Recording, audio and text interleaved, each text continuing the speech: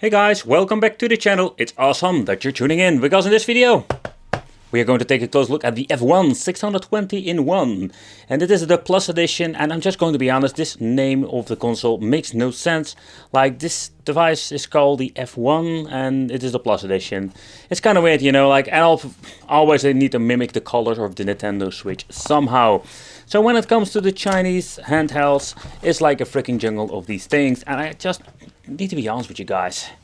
I can't help myself. I just need to buy these things just to see what I was going to get. Sometimes it's crap, sometimes it's pretty damn awesome. So that's the reason I love to make these videos. So this one also comes with a controller, and this thing is kind of weird. I don't know what to think about it, to be honest. It comes with an AV out cable, because these things can be used like, you can take consideration, you can use this like in game systems or like a hybrid device. Then we're going to get the toilet paper manual, this thing called the Retro FC. Alright, so it's a Retro FC Plus Edition F1 or whatever. Yeah, okay, so nothing really interesting in the toilet paper manual, and of course, then we're going to get ourselves the cable. Ooh, this one we're going to get ourselves a very long cable. It looks used or something, but there's a micro USB for charging, and there's no adding games to it. And if you're like plugging it most of the time in your computer, nothing happens. So here at the back we're going to get ourselves the old school BL5C. This is the Nokia battery, and they're giving us the 1020 milliamp. There's even a bigger one that gives you a couple of hours more playtime. And here we're going to get the handheld itself, and holy shit, look at this. This is one gigantic D-pad. Like, normally we're going to get this tiny D-pad, but we're going to get a big one. So it's a very clickish, flimsy D-pad. That's just a fact. Here we're going to get some membrane buttons, select start, volume control, reset over here, the ABXY. The weird thing is, like, the ABXY are quite tiny compared with that. Here we can see the speaker in the inside. So the thing weighs almost nothing. The same for the battery. But I love that you're just using these basic batteries, because they are like dirty cheap. So if you want to have, if you just need to have a replacement, you want to have a bigger one, or you need to have a couple of them, just we could have some brave fight, you could put them in there, like. But then what you're going to get with these devices is like super easy to replace the batteries. And I'm always recommending, if you're not using them, just pull out the battery. Okay, so the controller. Okay, so this is like the limited edition flimsy cheap ass controller, because it smells chemical to begin with. The D-pad, and that's the weird thing, is like the D-pad is not bad at all. Like, it's a small D-pad, a normal size D-pad, and that is very nice curve to it. And the touch, it has like some resistance, but it feels quite nice, to be honest. Not that cheap than the freaking handheld. Like, that's kind of weird. Like, the D-pad feels cheaper on the handheld than actually on the controller. And what I like about these things, you plug it in your micro USB port, and what you're going to do is use this thing like in game system. Oh, by the way, it only recognizes most of the time like player 2 so far I know. So that is the thing that you need to take consideration. It's more like you plug in the device in the television, what we show you in this video. Plug this thing in the device and let's have some fun.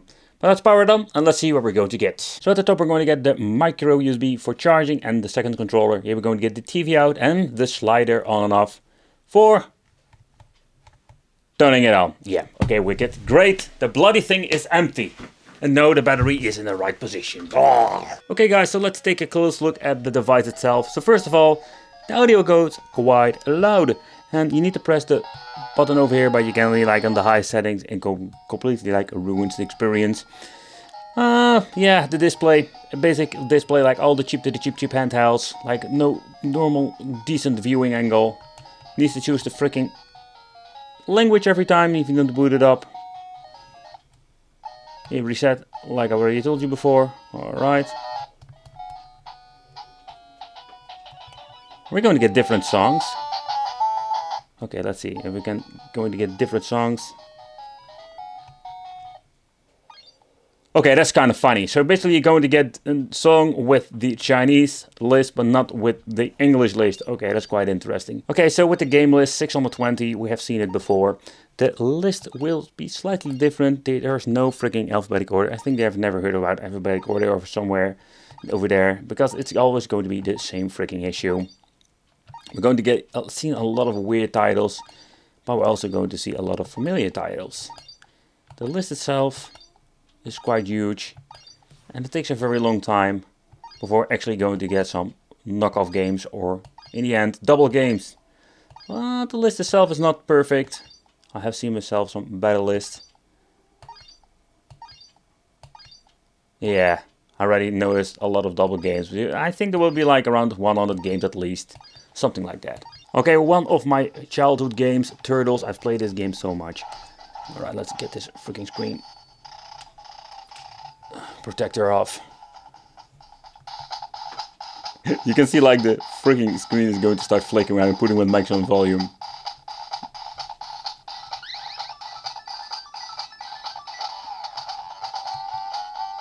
Okay, so that is quite interesting that it starts in this part of the freaking game. What the hell? This is a kind of a bootleg game or whatever. Like everything is messed up. What the hell?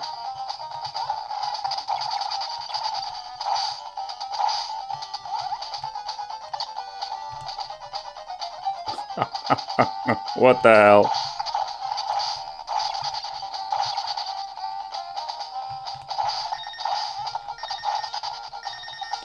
Oh man, that is not good. Let's reset and try a different game. Okay, so like always, we're going to get a massive screen tearing on this freaking device. The audio itself.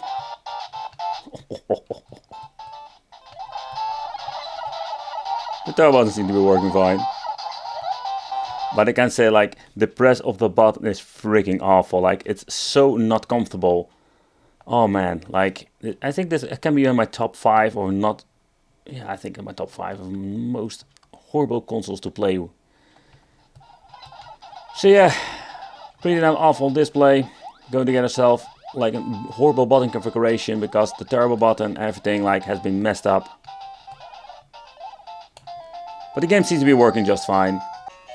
Okay, so the next thing that I wanted to try is the TV out function. So when you're plugging in, it basically like disconnects the internal display so you can just play the games like this.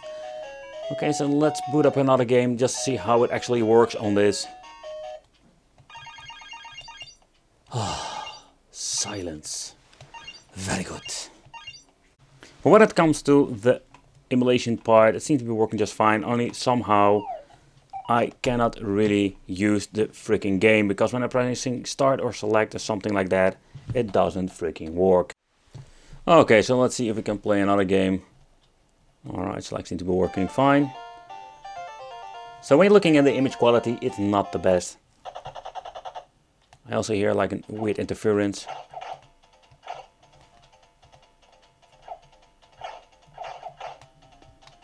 So the D-pad is responsive despite it is really bad. So the next thing I'm very curious about is like how will this like second controller work out? Will it actually going to be working well or is it going to be like a freaking nightmare?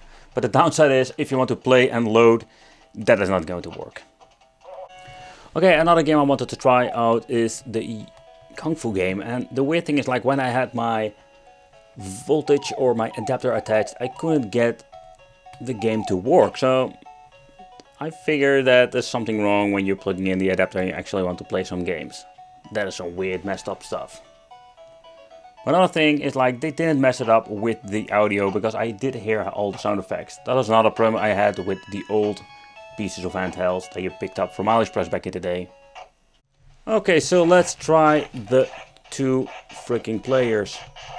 And what you can see over here, I'm getting my ass kicked because I have no idea which button to press at the moment. But it seems to be working just fine.